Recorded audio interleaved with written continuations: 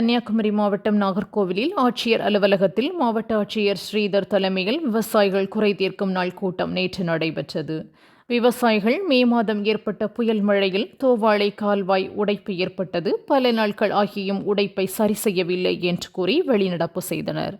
பின் நெல் நாற்றுகளுடன் தரையில் அமர்ந்து முற்றுகை போராட்டத்திலும் ஈடுபட்டனர். நாங்குநேரியைச் சேர்ந்த மாணவன் சின்னத்துரை பாராட்டு சான்றிதழ் வழங்கி கௌரவிக்கப்பட்டார். கடந்த ஆண்டு அவர் சக மாணவர்களால் கொடூர தாக்குதலுக்கு ஆளானார். சாதிய பாகுபாடு காரணமாக தாக்குதலுக்கு ஆளான சின்னத்துரை அதிலிருந்து மீண்டு வந்து +2 பொதுத் தேர்வில் 600க்கு 469 மதிப்பெண்கள் எடுத்தார்.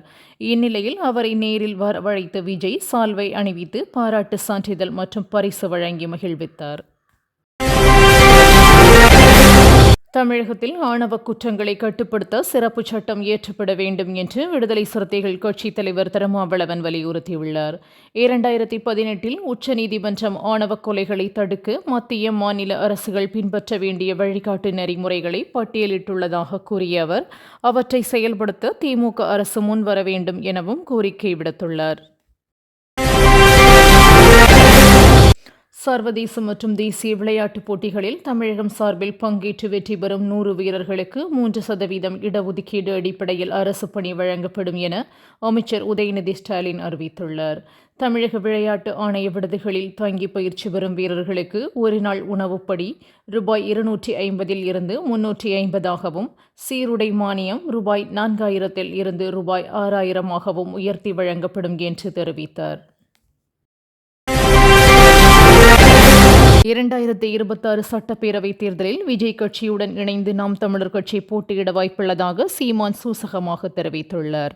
விஜயின் கல்வி விருது வழங்கும் விழாவை பாராட்டியுள்ள அவர், போதைப்பொருள் விழிப்புணர்வு குறித்து விஜய் பேசியது கவனத்தை ஈர்த்திருப்பதாக தெரிவித்துள்ளார்.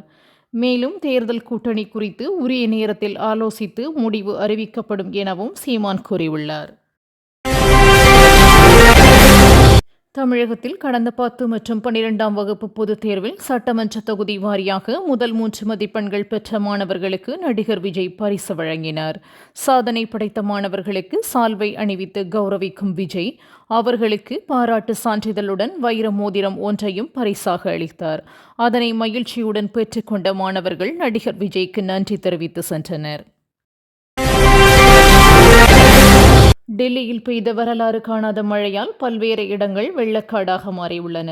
மேலும் பலத்த காற்று வீசியதில் டெல்லி விமான நிலையம் மேற்கூரை இடிந்து விழுந்து 3 பேர் உயிரிழந்தனர். இதையடுத்து சம்பவ இடத்திற்கு நேரில் விரைந்த மத்திய அமைச்சர் ராம்மோகன் நாயுடு அங்கு ஆய்வு மேற்கொண்டார். இதனிடையே 1936ஆம் ஆண்டிற்கு பிறகு நேற்று மிக அதிக அளவில் மழை பொழிந்ததாக வானிலை ஆய்வு மையம் தெரிவித்துள்ளது. தீகார் சிறையில் அடைக்கப்பட்டுள்ள டெல்லி முதல்வர் அரவிந்த் கெஜ்ரிவால் ஜாமீன் கேட்டு உச்சநீதிமன்றத்தில் மனு தாக்கல் செய்திருந்த நிலையில் வழக்கு விசாரணைக்கு சில மணி நேரங்களுக்கு முன்பு சிபிஐ அவரை கைது செய்தது. கெஜ்ரிவாலுக்கு ஜாமீன் கிடைக்க வாய்ப்பு இருப்பதை அறிந்து அவரை சிபிஐ அவசரமாக கைது செய்ததாக கூறி ஆம் ஆத்மி கட்சி சார்பில் நாளை நாடு முழுவதும் போராட்டம் நடத்தப்படும் என அறிவிக்கப்பட்டுள்ளது. டெல்லி ஆசாத் மார்க்கெட் பகுதியில் கனமழையால் சுரங்கப்பாதையில் வெள்ள நீர் தேங்கியிருந்தது.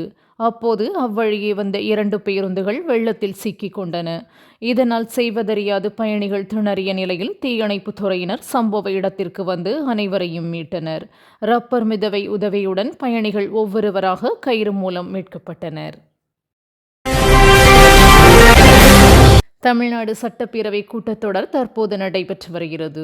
இந்த கூட்டத்தொடரில் கிள்ளியூர் சட்டமன்ற உறுப்பினர் ராஜேஷ்குமார் எம்எல்ஏ நேற்று பல்வேறு கோரிக்கைகளை முன்வைத்தார். இந்த வகையில் குமரி மாவட்டத்தில் உள்ள 25 ஊராட்சிகளை பேரூராட்சிகளுடன் இணைக்கக்கூடாது என்றும் 10 ஊராட்சிகளை பேரூராட்சிகளாக உருவாக்கக்கூடாது என்றும் சட்டமன்றத்தில் அவர் கோரிக்கையாக எடுத்து கூறினார். டெல்லியில் நேற்று பெய்த கனமழையால் சாலைகள் அனைத்தும் வெள்ளத்தில் மூழ்கியுள்ளன. இந்நிலையில் சமாஜ்வாதி கட்சி எம்பி ராம் கோபால் யாதவ் இல்லத்தில் இருந்து வெளியே வந்தபோது முழங்கால் அளவு நீர் இருப்பதைக் கண்டார். நீரில் கால் வைக்க தயங்கியவரை அவரது ஊழியர்கள் தூக்கிச் சென்று காரில் அமரச் செய்தனர். இந்த வீடியோவை இணையத்தில் பகிர்ந்து ஏழைகளின் கஷ்டம் இவர்களுக்கு தெரியாது என பலர் விமர்சித்து வருகின்றனர். நீட் தேர்வு முறைகேடு தொடர்பாக சட்டப்பேரவையில் முதல்வர் ஸ்டாலின் தீர்மானம் கொண்டு வந்தார். நீட் அமலான பிறகு மருத்துவ படிப்பு கிராமப்புற ஏழை மாணவர்களுக்கு எட்டாக்கனி ஆகிவிட்டதாக கூறிய அவர், அதனால் தான் சட்ட ரீதியாகவும் அரசியல் ரீதியாகவும் தொடர்ந்து எதிர்த்து வருவதாக தெரிவித்தார். நீட் தேர்வில் உண்மையான விளைவுகளை உணர்ந்து பல்வேறு மாநிலங்களில் இருந்தும் எதிர்ப்பு எழுந்துள்ளதாக அவர் கூறினார். நாய் மற்றும் பறவைகளை கணக்கெடுக்கும் தமிழக அரசு சாதிவாரி கணக்கெடுப்பு நடத்தாதது ஏன் என அன்புமணி ராமதாஸ் கேள்வி எழுப்பியுள்ளார். தமிழக வளர்ச்சி மற்றும் முன்னேற்றத்திற்கு கணக்கெடுப்பு அவசியம் என வலியுறுத்தியுள்ள அவர், இதற்காக அனைத்து சமுதாய மக்களையும் ஒன்றிணைத்து போராட்டம் நடத்த உள்ளதாக எச்சரித்தார். மேலும் வன்னியர் இடஒதுக்கீடு, சமூக நீதி பிரச்சினை குறித்து அமைச்சர்களுடன் விவாதிக்க தயார் எனவும் அவர் சவால் விடுத்துள்ளார். டெல்லியில் நேற்று இரவு வெளுத்து வாங்கிய கனமழையால் பல இடங்கள் வெள்ளக்காடாக மாறியுள்ளன. திடீரென கனமழை பெய்ததால் முக்கிய சாலைகளில் தண்ணீர் குளம் போல் தேங்கியது. இதனால் லாரி, கார் உட்பட பல்வேறு வாகனங்கள் நீரில் மூழ்கின. மேலும் குடியிருப்பு பகுதிகளையும் வெள்ளம் சூழ்ந்ததால் மக்கள் கடும் இன்னலுக்கு ஆளாகினர். இதனிடையே மழையால் டெல்லி விமான நிலைய மேற்கூரை இடிந்து விழுந்ததில் 4 பேர் படுகாயமடைந்தனர். தமிழகத்தில் அரசியல் மட்டுமின்றி அனைத்து துறைகளுக்கும் நல்ல தலைவர்கள் தேவைப்படுவதாக தமிழக வெற்றிக் கழகத்தின் தலைவர் விஜய் தெரிவித்துள்ளார். 10 மற்றும் 12ஆம் வகுப்பு மாணவர்களுக்கு கல்வி விருது வழங்கும் விழாவில் பேசிய அவர், நன்றாக படித்த மாணவர்களும் அரசியலுக்கு வர வேண்டும் என அழைப்பு விடுத்தார். மேலும் நாட்டில் நடக்கும் விஷயங்களில் உண்மை எது, பொய் எது என்பதை கண்டறிய மாணவர்கள் கற்றுக்கொள்ள வேண்டும் எனவும் அவர் வலியுறுத்தியுள்ளார். தமிழகத்தில் மாவட்டம் தோறும் போதை மீட்பு சிகிச்சை மையம் அமைக்கப்படும் என சட்டப்பேரவையில் அமைச்சர் மா சுப்பிரமணியன் அறிவித்துள்ளார். கள்ளக்குறிச்சியில் விஷச்சாராயம் குடித்து 64 பேர் உயிரிழந்த நிலையில் போதை மீட்பு சிகிச்சை மையம் அமைக்க முடிவு எடுக்கப்பட்டுள்ளது. அத்துடன் தமிழகத்தில் புதிதாக 100 ஆரம்ப சுகாதார நிலையங்கள் அமைக்க மத்திய அரசிடம் வலியுறுத்தப்படும் என்று மா சுப்பிரமணியன் தெரிவித்துள்ளார். கர்நாடக மாநிலத்தில் நிகழ்ந்த சாலை விபத்தில் 2 குழந்தைகள் உட்பட 13 பேர் உடல் நசுங்கி பலியாகினர். சிவமொக்கா மாவட்டத்தைச் சேர்ந்தவர்கள் ஒரு வேனில் பெலகாவி மாவட்டத்தில் உள்ள கோவிலுக்கு சென்றுவிட்டு சொந்த ஊர் திரும்பியுள்ளனர். அப்போது குண்டனஹள்ளி அருகே சாலையோரம் நின்ற லாரி மீது வேன் மோதியதில் 13 பேர் உயிரிழந்தனர். கவலைக்கிடமான நிலையில் மேலும் சிலர் மருத்துவமனையில் அனுமதிக்கப்பட்டுள்ளனர். நீட் ரத்து தொடர்பான தமிழக அரசின் தீர்மானம் பயனற்ற அரசியல் வித்தை என இபிஎஸ் விமர்சித்துள்ளார்.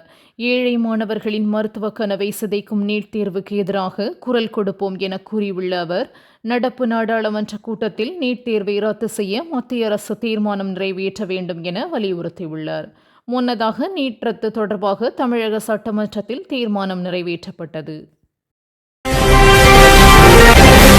கள்ளக்குறிச்சி விஷச்சாராய உயிரிழப்புகள் தொடர்பாக தேமுதிக பொதுச் செயலாளர் பிரேமலதா ஆளுநர் RN ரவியை சந்தித்து மனு அளித்துள்ளார். அதன்பின் செய்தியாளர்களிடம் பேசிய அவர், தமிழ்நாடு முழுவதும் நடந்து வரும் விஷச்சாராய விற்பனை தொடர்பாக CBI விசாரணைக்கு உத்தரவிடுமாறு ஆளுநரிடம் மனு அளித்ததாக கூறினார். முதல்வர் ஸ்டாலின் தலைமையிலான திமுக ஆட்சியில் இதுபோல 2 அசம்பாவிதங்கள் நடந்துள்ளதாகவும் குறிப்பிட்டார்.